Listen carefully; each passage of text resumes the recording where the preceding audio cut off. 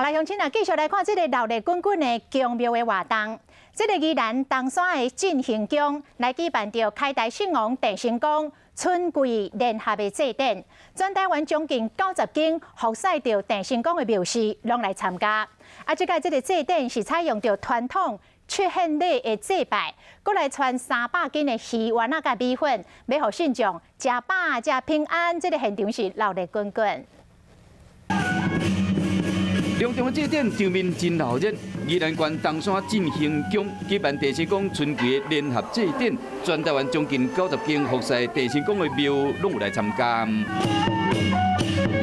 开台圣王郑成功又搁称之为国姓爷，这是大家拢知影的历史人物，嘛是保护百姓、守护神。今年祭典采用道教传统的仪式举行，而且是隆重的七献礼，可见庙方非常的重视。